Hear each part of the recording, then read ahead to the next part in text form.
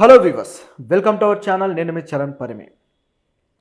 చిరంజీవి మీద ఇప్పుడు కులపిచ్చ ట్వీట్లు, ఆయన చేసిన యాడ్కి మేము ఆ పాల ప్యాకెట్ కొనము అని చెప్పేసి కొంతమంది ట్విట్టర్లో కులపిచ్చ ట్వీట్లు అయితే చేస్తున్నారు. మరోవైపు ఈ టాపిక్ల సందర్భంగా జగపతి బాబు గారు 2000 మంది ఇలాంటి కులపిచ్చ ఉన్న వాళ్ళు అయితే 2000 మంది నరికేస్తారు అని చెప్పేసి ఒక వ్యాఖ్య అయితే చేశారు.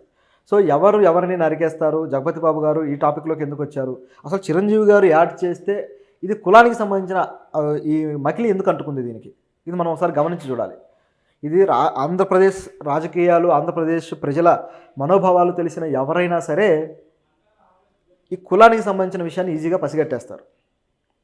పక్క రాష్ట్రాల వాళ్ళు ఆంధ్రప్రదేశ్ ప్రజల మీద కులపరమైన జోకులు కూడా వేసుకుంటారు. ఎలా అంటే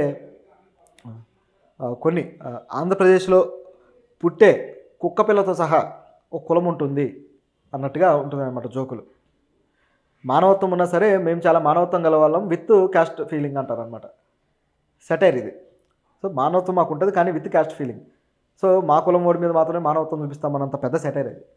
సో ఇటువంటి పనికిమాలిన సెటైర్లు కూడా ఆంధ్రప్రదేశ్ ప్రజల మీద పడుతూ ఉన్నాయంటే అసలు ప్రజానీకం ఎటుపోతుంది, మోడ్రన్ సొసైటీ ఇంత డెవలప్ అయ్యి వచ్చిన తర్వాత ఏ మనుషుల్ని శాసిస్తున్న దశకు వచ్చాక ఇప్పుడు కులం గురించి కొట్టుకోవడం అంటే ఇంతకన్నా అసహ్యకరమైన నీచమైన సంస్కృతి ఇంకా మనం ఏమనలేమన్నమాట. ఇలాంటిది ఎక్కడా ఉండదు ప్రపంచంలో, అది పరిస్థితి. సో దీనికి సంబంధించి ఇప్పుడు చిరంజీవి గారి టాపిక్ ఏంటంటే, రీసెంట్గా చిరంజీవి గారు ఒక యాడ్ చేశారు. ఏంటంటే కంట్రీ డిలైట్ పాలు ఉన్నాయి కదా, పాల ప్యాకెట్. సో ఆ కంపెనీ వాళ్ళకి సంబంధించిన ప్యాకెట్స్ మీద ఆయన కొత్తగా ఒక యాడ్ చేశారు. చిరంజీవి గారు చాలా కాలం తర్వాత ఒక యాడ్ ఫిల్మ్లో నటించడం. అప్పట్లో అయితే మనం చిన్నప్పుడు థమ్సప్ యాడ్లు కావచ్చు, అదేవిధంగా నవరత్న ఆయిల్ యాడ్ కావచ్చు, ఇప్పుడు మహేష్ బాబు గారు చేస్తున్నారు ఆ యాడ్స్ అన్నీ. సో ఇటువంటి యాడ్స్ అన్నింటిలో కూడా చిరంజీవి గారు కనిపించే వాళ్ళు చాలా ఒక్కో యాడ్లో ఒక్కో రకంగా కనిపిస్తూ సర్ప్రైజింగ్గా ఉండేది. సినిమాలో చూడడం ఒక ఎత్తు అయితే యాడ్స్లో చూడడం మరో ఎత్తు, చాలా డిఫరెంట్గా బాగుండేది. అయితే తర్వాత ఇక చిరంజీవి గారు సినిమాల్లోంచి రాజకీయాల్లోకి వెళ్ళి మళ్ళీ తిరిగి వచ్చినా సరే యాడ్ ఫిలిమ్స్లో పెద్దగా నటించలేదు.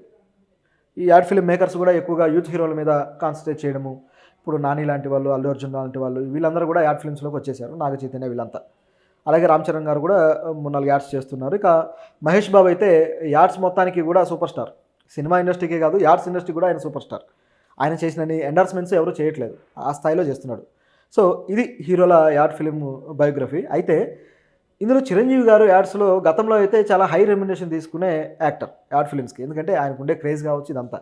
ఎందుకంటే హీరోస్ని వాళ్ళ ఇమేజ్ని వాడుకునే యాడ్ ఫిల్మ్స్ రూపొందిస్తారు వాళ్ళ కోట్ల రూపాయలు ఇచ్చి. సో ఆ ఇమేజ్ వాళ్ళకి హెల్ప్ అవుతుంది, వాళ్ళు ప్రమోట్ చేసే ప్రోడక్ట్స్ బాగా కొంటారు అనే ఉద్దేశంతో ఈ విధమైన ఎండార్స్మెంట్ చేస్తూ ఉంటారు. సో ఇందులో చిరంజీవి గారు కంట్రీ డిలైట్కి చాలా కాలం తర్వాత చేశారు.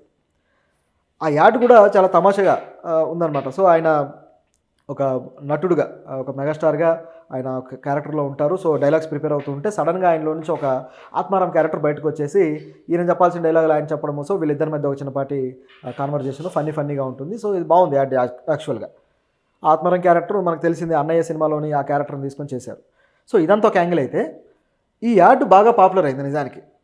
అయిన తర్వాత సడన్గా ట్విట్టర్లో ఒక యాంగిల్ వచ్చింది. ఏంటంటే కొంతమంది వ్యక్తులు చిరంజీవి యాడ్ చేశాడు కాబట్టి మేము ఈ పాల ప్యాకెట్లు కొనట్లేదు అనేది వీళ్ళు పెట్టిన సారాంశం.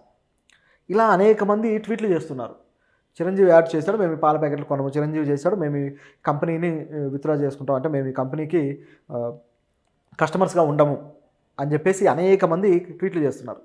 ఏమైందిరా అని చెప్పి చూస్తే కులం, చిరంజీవి అనే వ్యక్తి ఒక కులానికి చెందిన వ్యక్తి అయితే ఇవన్నీ పెట్టేవాళ్ళు మరో కులానికి చెందిన వాళ్ళు. సో రాజకీయాల్లో ఎన్ని మాట్లాడుకున్నా, కూటమి ప్రభుత్వాలు ఉన్నా సరే, ఒకవేళ కూటములు లేకున్నా సరే, ఈ కులం అనేది మాత్రం మనుషుల మధ్య గ్యాప్ క్రియేట్ చేస్తూనే ఉంటుంది. కూటమిలో దాదాపు 3 కులాలకు సంబంధించిన వాళ్ళు ఉన్నారు. ఆ కులాల పేర్లు చెప్పాలంటే ఇప్పుడు ఏముంది, పవన్ కళ్యాణ్ గారు, అలాగే చంద్రబాబు గారు, అదేవిధంగా కాపులందరూ ఇటువైపు సపోర్ట్ ఉన్నారు, చంద్రబాబు గారికి ఆయన కులాల నుంచి సపోర్ట్ ఉన్నారు. దీంతోపాటు ఇక మిగతా అదర్ కులాలు ఏవైతే ఉన్నాయో వీళ్ళు కూడా ప్రభుత్వానికి ఓట్లేసి గెలిపించుకొని ప్రభుత్వం వైపు ఉన్నారు. అలాగే ఇటువైపు కూడా ప్రతిపక్షం వైపు కూడా ఉన్నారు. అయితే కులాల వారీగా ఎందుకు మాట్లాడాల్సి వస్తుందంటే, కులాల వారీగానే అక్కడ రాజకీయ ధామాషా ఓట్లు మారుతూ ఉన్నాయి కాబట్టి ఇక్కడ ఇలాంటి పరిస్థితి ఉంది. సో అది ఇక్కడికి వచ్చి రిఫ్లెక్ట్ అవుతుంది. చిరంజీవి గారు పలానా కులం వ్యక్తి కాబట్టి ఆయన ప్యాకెట్లు మేము కొనము, ఆయన ప్రమోట్ చేసినవి. ఎంత నీచమైన పని ఇది, ఎంత నీచమైన వ్యాఖ్యలు ఇవి. అమెరికా వాళ్ళు, జపాన్ వాళ్ళు ఏమేమో కనిపెడతా ఉంటే వీళ్ళు మాత్రం ఇక్కడ కొట్టుకుంటూ ఉంటారు. వాళ్ళు ఏది కనిపెట్టినా దానికి ఒక కులాన్ని అంటించడంలో మన వాళ్ళు మాస్టర్స్ అన్నమాట. సో అంత తెలివైన ఇది చేస్తారు మన వాళ్ళు. సో ఇది చాలా నీచంగా కనపడింది. అయితే దీనికి సంబంధించి ఇప్పుడు సోషల్ మీడియాలో ఒక వీడియో వైరల్ అవుతుంది.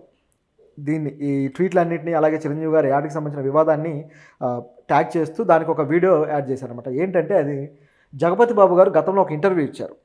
ఆయన ఇంటర్వ్యూలో కులానికి సంబంధించి కొన్ని వ్యాఖ్యలు చేశారు. జగపతి బాబు గారు నిజానికి చాలా ఫ్రాంక్గా ఉంటాడు, చాలా ఫ్రాంక్గా మాట్లాడతాడు. ఆయన ఏం దాపరికం ఉండదు. అలాగే జీవితాన్ని గురించిన ఆయన దెబ్బతిన్న మనిషి, జీవితాన్ని రుచి చూసి దెబ్బతిని తిరిగి తేరుకున్న మనిషి. కాబట్టి ఆయనకి మంచి చెడ్డ అన్నీ అనుభవించాడు, అన్నీ చేశాడు, చూశాడు. ఆస్తులు పోగొట్టుకొని తిరిగి మళ్ళీ తేరుకొని నిలబడ్డ వ్యక్తి. అటువంటి వ్యక్తి వ్యాఖ్యలు అంటే వాటికి ఎంతో ప్రాధాన్యత ఉంటుంది. పైగా తన కులం మీదనే ఆయన వ్యాఖ్యలు చేశాడు.